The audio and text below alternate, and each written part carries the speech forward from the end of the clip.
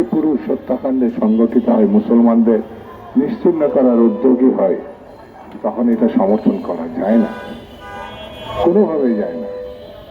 ভারতকে আমরা বন্ধু রাষ্ট্র মনে করি, কিন্তু ভারত কি বাংলাদেশকে বন্ধু রাষ্ট্র মনে করে?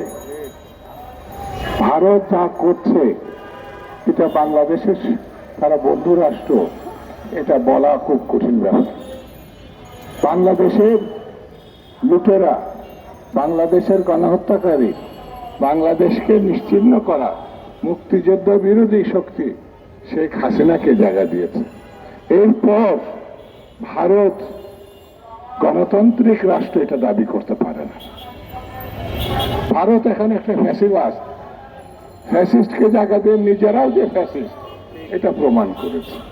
সেই জন্য আমি বেশি কথা আজকে আপনাদের বলবো না, শুধু এতটুকু বলি, আমরা এই ফ্যাসিস্টকে রুখে দিয়েছি, আমাদের দেশে তার জায়গা হয় নাই, তাকে আমরা তাড়িয়ে দিয়েছি। সে জীবন বাঁচানোর জন্য বলছে পালিয়ে গেছে, জীবন বাঁচানোর জন্য না, তার আসল ঠিকানাই হচ্ছে ভারত, তার আসল ঠিকানাই ভারত।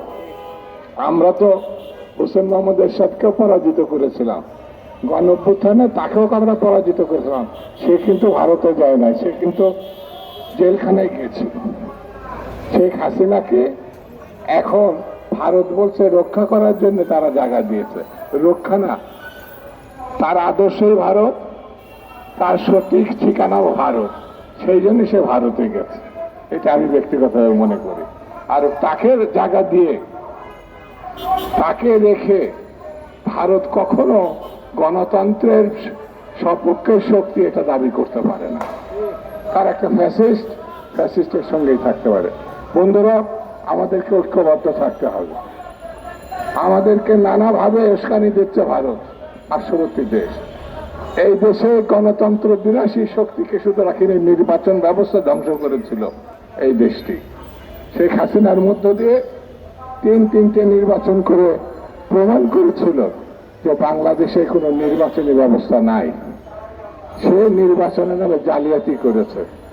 এই নির্বাচনী ব্যবস্থা ধ্বংসের মধ্য দিয়ে, গণতন্ত্র ধ্বংসের মধ্য দিয়ে বাংলাদেশটাকে সকল অর্থে ভারতের কৃতদাসে রূপান্তরিত করেছে।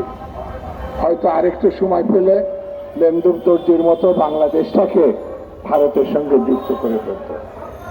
বন্ধুরা, এই পারে নাই বলে তারা পারবে না এই কথা ভাবার কোনো কারণ নাই।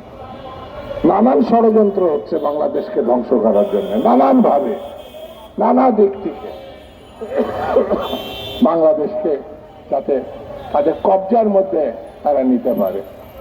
সেই জন্য আমি বর্তমান সরকারের প্রতি আহ্বান জানাবো, যত তাড়াতাড়ি সম্ভব আপনাদের প্রয়োজনীয় সংস্কার সম্পূর্ণ করে এই দেশে একটি রাজনৈতিক সরকার প্রতিষ্ঠার উদ্যোগ নেন, যেটা বিএনপি বারবার আপনাদের কাছে বলছে, বারবার।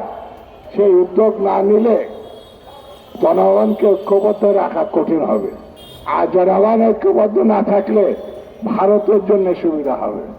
সেই জন্য সকল ষড়যন্ত্র মোকাবেলা করার জন্য মানুষকে ভোটাধিকার ফিরিয়ে দিতে হবে, মানুষের পছন্দের ব্যক্তিকে নির্বাচিত করার ক্ষমতা দিতে হবে, এবং সেই নির্বাচনের মধ্য দিয়ে একটি সরকার, গণতান্ত্রিক সরকার প্রতিষ্ঠিত হবে, যারাই শুধুমাত্র দেশকে রক্ষা করতে পারে, মানুষকে ঐক্যবদ্ধ হিসাবে রেখে।